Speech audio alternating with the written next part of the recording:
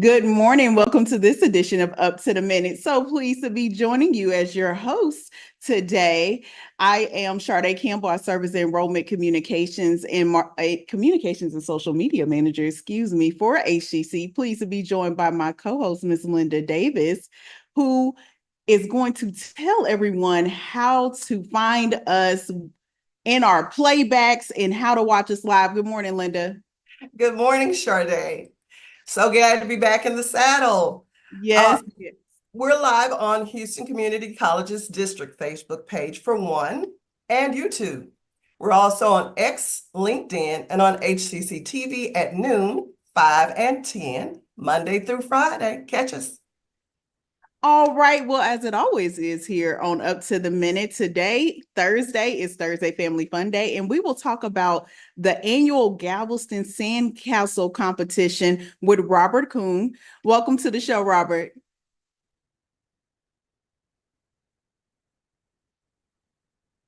It may seem that he's having a bit difficulties getting. Okay.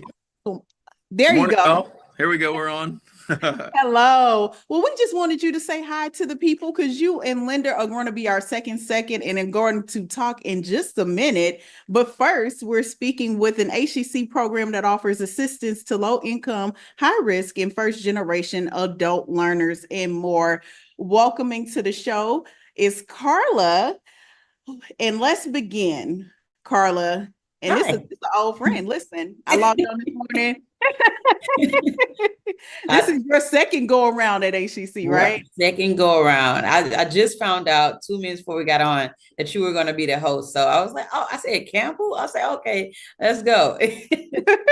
Absolutely. Well, you are with a program that is the Center for Achieving a College Education, which is funded by the federal program TRIO. Mm-hmm. So tell us a little bit about your journey back to HCC to lead this program. Okay. All right. A little bit about the CACE TRIO. CACE is a TRIO program. We chose CACE to distinguish ourselves from all the TRIO programs that are here at Houston Community College. CACE has been here since 2020. We're going into our fourth year here now. We are funded by the Department of Education. CACE is a TRIO EOC. So there's about 8 different types of TRIO programs. Ours is an Educational Opportunity Center. Our primary goal with the Opportunity Center, the Educational Opportunity Center, is to help students complete applications for college, enroll into a college training program of their choice, complete financial aid applications to qualified adults. And I think for a lot of us in higher ed, we are very familiar. This program has been around for so long. So of course the distinction needs to be made because there are a lot of federal programs. Mm-hmm. But if we think about this from the lens of a student, if you were to tell a student why they should connect or pull up to CACE, what would you tell them to expect? Oh my gosh. If I was to tell, I do this, we do this on a regular. You can find CACE TRIO at community events. You can find us at courthouses, resource fairs. We're out in the community and we're explaining to them the process of enrolling in college and how we could be there on a step-by-step basis to help them enroll. On a regular basis, a lot of our selling points is that everything with the CACE TRIO program is absolutely free. We have a lot of students. We have 4 primary goals of the CACE TRIO program, and that's first thing for our students to complete their high school diploma or high school equivalency. Second thing is for them to complete a college admissions application, a financial aid application, and then overall enroll into college. A lot of students get started with the process. They may start a FAFSA, they may start a college admission process, but they don't fully complete and enroll into those courses. Somewhere along the lines, they may have gotten discouraged or confused. That's where CACE TRIO comes in. We come in to talk with them and help unravel that confusing process or confusing things that may have came about. We're hand by hand, guiding step by step. Every student is different, so every student needs different assistance at certain times. And so we try to provide those resources to them at that time. And like I said, it's not, I always explain to our students, we're not moving fast paced with them. We're sitting with them, we're talking with them, and I want them to fully understand what they're enrolling into, why they're enrolling into it, and what goals or career they're planning on achieving once they complete that training program. And a lot of what you said connects to the types of students that you are serving, right? Because a lot of students may say, okay, well, I talked to my advisor, why should I go to CACE? And it sounds like it's that extra time that could really be taken to help guide them through that entire process. And one thing that I heard that I learned is I didn't realize that you all were helping adult learners get a high school equivalency. Yes. So another selling point for our program as well, we are able to provide the GED practice vouchers and GED official vouchers for students to go forth and take that test and get their high school equivalency. Years, of course, in order to get federal student aid, you must have a high school diploma. And so in this process, a lot of students, that is a stepping stone for them to go ahead and enroll into semester credit hour or any other training programs that require federal student aid. There was TEA is the only agency in the state of Texas that can certify a person with having a high school diploma. So there was some issues where a lot of adult learners were basically bamboozled with not having a high school diploma or going to programs that wasn't accredited. And so now they have to get their GED because they have to present that in order to receive federal aid. Oh, okay. Mm-hmm. That you are absolutely correct. In higher ed, we call those diploma mills, right? And they are very predatory. Yep. They are preying on people that really want to get beyond that point where they feel stuck of not having what is holding them back from getting that high school credential. So yeah, definitely a selling point. And then from there, you can help them navigate fully into the college enrollment process. And I understand that you all host workshops for them. A lot of times you say, oh, well, students, we don't know why they would come to an event, but these are the things where you get the most out of college. This is what I always tell students, right? Like you could go to class, you could talk to an advisor, but a lot of your college experience, you'll remember that one person that came to talk to you about a position in an industry that you didn't even realize existed, or that there was somebody that talked to you about a scholarship that you didn't realize existed. This is where the gems are. This is where they're releasing all of the secrets that you really need to access. So what workshops do y'all have planned? Okay, so right now we're working on a financial literacy workshop. First things first, of course, that financial aid, many years in financial aid and students earning those refunds because it is their funds and students getting large sums of money during college. We're working with them on how to balance it, how to handle this fund, how not to go spend it all at one time and don't shop till you drop. Making plans for those financial goals that you have for yourself, or what it can help you with personally. So sometimes students go to school and they may have to take a student loan because it's going to help with their cost of living while they're enrolled into school. So we talk about that. We talk about the work study. We break down the different types of financial aid it is, of course, like scholarships, grants, loans, and work study. Get earning work study jobs. So we're creating a real picture of what they want their life to look like. When we're talking with them about the careers and things that they have an interest in, we're talking about, okay, so what does this look like? What does that job look like? Is that a 12-hour shift? Do you have children? Is that going to work for you? How are you going to be able to balance that schedule? Just choosing a career, it takes, I'm just going to choose nursing because I know this is a high paying industry and things like that, but not really evaluating what it requires to be a nurse, or are you good with blood? Are you good with seeing stuff, other people bodily fluids may be falling on you? So those type of things and those type of questions that we ask to fully understand our students. Of course, we recommend them taking career assessments and things like that to try to find an interest if they do come in and they don't have an idea at all of what they want to do, and just try to figure out what type of life or what they plan on or interest they've had at some point in their life.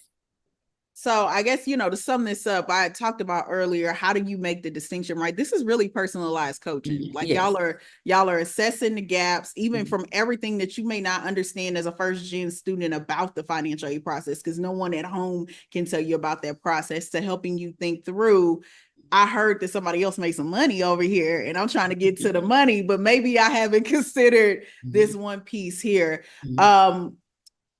If a student is interested in accessing the program, where should they start? If they are a GED seeking student, if they are currently enrolled at HCC, tell students where they should start based upon where they are. Okay, first things first, you can find all of our program information on our website. I wanted to roll at the bottom of my name, but they can start off with hccs.edu/trio, TRIO EOC. And I'm going to say that once again, that's hccs.edu/trio, TRIO EOC. That'll have all our program information. The first tab you'll receive is apply for the CACE TRIO program. Some of our eligibility requirements, of course, at 19 years and older, U.S. citizen or permanent resident, must have a desire to enroll in post-secondary training program. If they're a veteran, regardless of age, they'll meet their certification. And the only requirement we have is a big one, is that they cannot have a bachelor's degree in the United States. Gotcha. Well, thank you so much. I think the people in the back heard something about rolling across the screen, but you heard her spell out that link. We've been talking to Carla Ferguson, who is the program director of HCC's CACE program, Educational Opportunity Center, and we'll have info posted after a show, in addition to that link scrolling, for you to start that application and connect with them. Thanks so much for joining us, Carla. All right, thank you very much. Talk to you soon. All right. Well, up next after a commercial break, Linda will talk to our Thursday Family Fun Day guests about a serious sandcastle competition. When I grow up, I want to work in a lab to build robots. From classroom to career, we're with you every step. Register for real-world education at hccs.edu. That one day at PE when they were like yelling at me, and then you just linked arms with me. I don't think you know how much like that helped me. I finally like knew that I had somebody.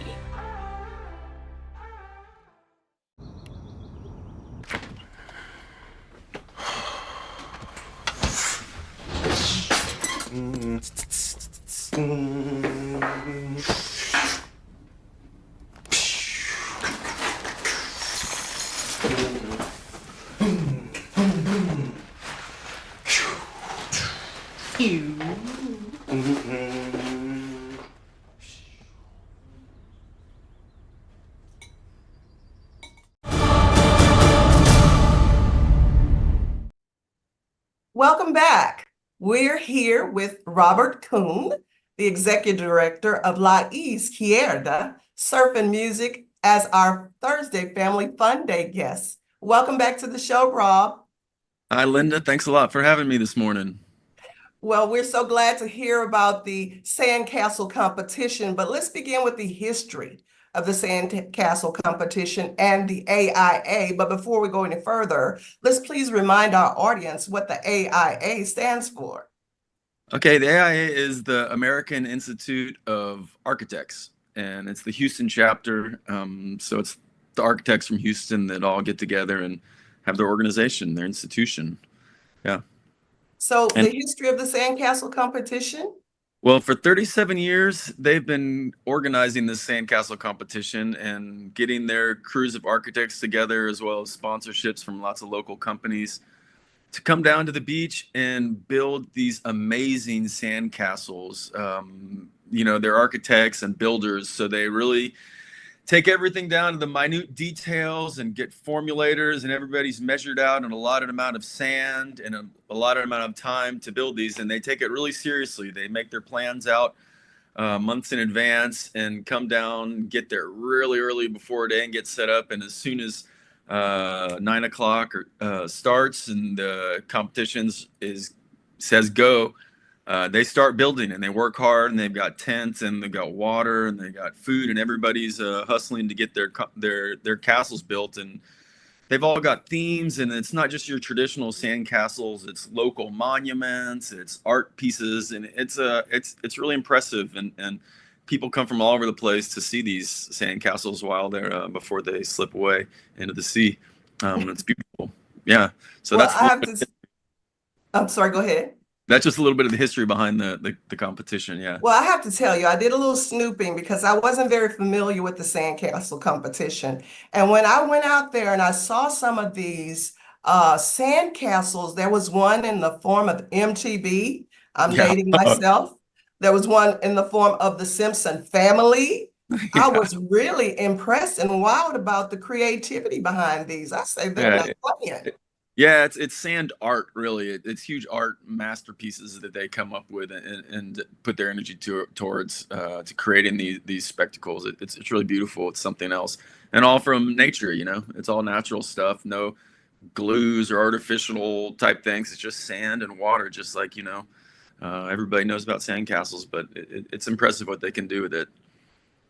Well, tell me, how has La Izquierda grown into the community building nonprofit organization? Okay, we started about before the pandemic, maybe 7 or 8 years ago, hosting an annual longboard surf competition and music festival. And just started one year, kind of got the idea. It sounded fun to get a bunch of our surfer friends together and musician friends together and have a big party and raise some funds for preservation of the beaches. So it went really well, and every year it's grown, and more people have got involved with us, and more community support, and it's turned into more than just the surf and music festival, where we host free concerts for the community throughout the year in public parks. And well, this year the architects reached out to me. They heard about what we were doing in Galveston with building music and building community and stuff, and they said they wanted to turn the Sandcastle competition into something more also. And they wanted to bring a music festival to it and develop it into that kind of thing. So that's where we came in, and where we are in is building a stage, organizing a whole weekend full of activities with vendors, art and crafts, food, beer, and bands, music, local, regional artists, some of the best music. It's amazing what our region has to offer as far as music of all genres, from rock and roll to hip hop to folk and country to electronic dance music and roots reggae and jazz, and just put together a whole weekend full of what our area can bring to the table, and highlighting some of the gems that Galveston and Houston and the surrounding areas. Well, I tell you, like I said, I was snooping around on the website and I saw these list of music and bands, and some of them I wasn't familiar with. So I did my homework. Oh, I yeah. went out and I listened to Them Roots music. Them Roots. Very Yeah. cool. Very cool. That's And right. I checked out Austin Gaston as well. Oh, I yeah. like that beachy feel with the That's right. guitar. I Yeah, said, yeah. I might need to put this on my list of things to do. Yeah, it's all good original music. It's all people that are making their own music and have been dedicating their lives to it for a long time. So it's got some really, really good vibes that we think is going to fit nicely and curate it into the event that's going down out there. Yeah. Now, I also understand that you have family-oriented activities this year. What are some of those? Well, there's a whole sandcastle building school going on out there, for one thing, for kids and everything to come be a part of and learn how to build sandcastles from. There's actually some professional sandcastle builders. They're going to be putting on workshops and classes like that. As far as music goes, it's family-friendly bands all weekend, songwriters and dance music and that kind of thing. There's gonna be a slip and slide. There's gonna be just food, and I think really everybody can get down with playing on the beach and playing in the sand. And there's even a locals, and not only locals but regional sandcastle competition going on Sunday. So everyone is invited to come participate. Families, local businesses, whoever. It's a $50 entrance fee. Winner take all pot, and everyone can build sandcastles. So on Saturday is when the architects come do theirs, and Sunday we're opening it up for everyone to build sandcastles. And I'll show you right now. We got a pretty killer trophy, Galveston Sandcastle Festival, first annual festival here, prize. So we encourage everyone to come out and get down with the sandcastles, and even if you don't be a part of the competition, you can still play in the sand. And I mean, kids love sandcastles. I've got kids, and from they've been born, we've been taking them to the beach, and they just naturally want to build sandcastles. Well, the beach is a place to be for families. And there's an after party. Give us a quick update on that, about 60 seconds or less. Yeah. Well, the Hotel Lucine is a great sponsor of ours and a great community partner. And they're a brand new hotel in Galveston that's right on the seawall and really close to East Beach. And they're hosting the after party on Saturday night. And yours truly is going to be playing guitar and singing a lot of beautiful songs up there on the rooftop of the Hotel Lucine with specials for everyone that has their Sandcastle wristband. So come out to the Hotel Lucine on Saturday night for the after party. It's going to be great. Well, there you heard it, guys. Our Family Fun Day is going to be at the beach because they have food, number one, my foodie. They have Food's on. slides for the kids, and you can build sandcastles and learn how to make those. We want to thank you, Robert Kuhn, Executive Director of La Izquierda. Thank you very much, Linda. Welcome out, Galveston Sandcastle Festival. We'll have more information in the post after the show, so check it out, guys. We'll be right back after a quick commercial with Sharday and I on news and announcements. When I grow up, I want to work at a school so I can be a teacher. From classroom to career, we're with you every step. Register for real-world education at hccs.edu.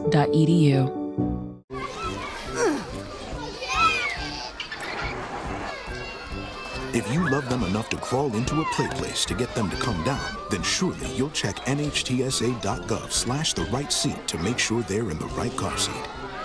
Today I'm going to talk to you about physics. Come on in, girls. Let's go. This is the first rocket to get humans to Mars. Really tall. I'm a rocket structural engineer, designing and building parts of the rocket. You are the generation that will be stepping foot on Mars. Do I have a group of astronauts on my hands? Yes. You can become a rocket scientist or whatever else you want to be.